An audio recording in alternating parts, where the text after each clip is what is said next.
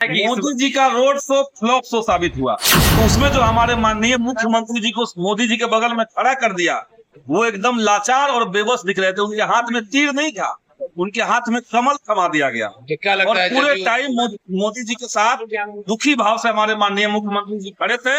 और ये समूचे बिहार की जनता का अपमान है जो बीजेपी कर रही है।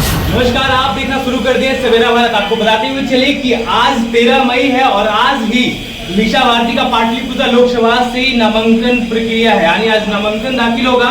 और उस नामांकन कार्यक्रम में नालंदा के इंडिया गठबंधन से प्रत्याशी संदीप सौरभ भी उसमें शामिल होने वाले हैं और अपने समर्थकों के साथ शामिल होंगे। और जिस तरीके से संदीप सौरभ ने बताया कि 12 तारीख को जो नरेंद्र मोदी जी का रोड शो हुआ पूरी तरीके से फ्लॉप हुआ है और उसमें नीतीश कुमार जी को देखा जा सकता है, बिहार की मुखिया को देखा जा सकता है, माननीय मुख्यमंत्री जी को देखा जा सकता है किस तरीके से एक तानाशाह के अंदर चंगुल में बंधे दिख रहे हैं। तो क्या कुछ कह रहे हैं संदीप सौरभ, ये भी सुनिएगा।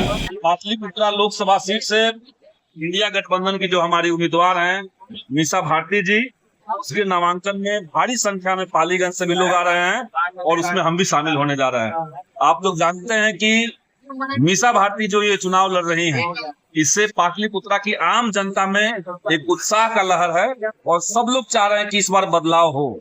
10 वर्षों से पाटलिपुत्रा में जो सांसद महोदय हमारे जीत रहे हैं, उन्होंने काम के नाम पे कुछ नहीं किया है, केवल भोज भात करते रहे हैं। तो जनता पूरी पुलाव का चॉइस नहीं करेगी। इस बार जनता संविधान और लोकतंत्र को बचाने के लिए, नौजवानों के अंदर रोजगार के सपनों को पूरा करने के लिए जनता जो है वो इंडिया गठबंधन के साथ होगा और मीसा भारती जी भारी बहुमत से चुनाव जीतने जा रही है। नानंद गांव को सांसद साहब ने गोद लिया था, लेकिन कल वहाँ की जनता में काफी आक्रोश देखा। पूरे देश में भाजपा के लोग यही किए हैं, नाम के लिए गोद ले लिया है और गाँव का स्थिति और बदतर होते चला गया, कुछ काम नहीं किया गया। तो मीसा भारती ने भी ये बात खुलासा किया है कि वहां जो रामकृपाल जी ने गोद लिया, उस गांव की यही दशा, उस पंचायत की यही दशा। और यहाँ जो नालंदा के भीतर हमारे माननीय सांसद महोदय ने जो गांव को गोद लिया नालंद में, उसकी भी वही दशा है। तो जिन गांवों को गोद लिया गया है उसकी जनता से आप पूछिए कितना नाराज है वो सांसद महोदय से। यही सब जगह दिख रहा है। हवाबाजी खाली भाजपा के लोग किए हैं, काम थोड़ी किए हैं कुछ। मीसा भारती जी के नॉमिनेशन के एक दिन पहले मोदी जी का रोड शो होता है, क्या लगता है कि मोदी जी का रोड शो फ्लॉप शो साबित हुआ। दूसरी बात कि जो सड़क के किनारे जितने छोटे दुकानदार थे, जितने फुटपाती थे, सबको उजाड़ दिया गया।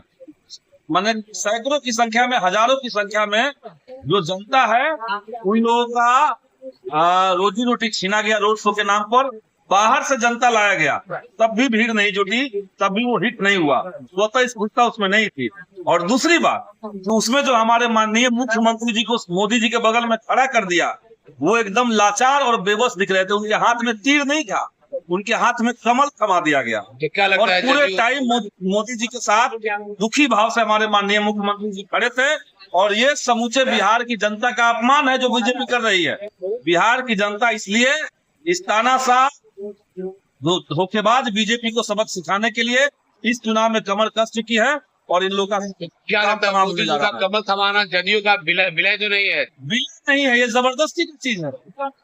आपके पास पावर है, आप किसी को कुछ कर दीजिएगा। ये कहाँ की बात हो गई कि आप दूसरे पार्टी के लोगों को दूसरा चीज थमा दीजिएगा।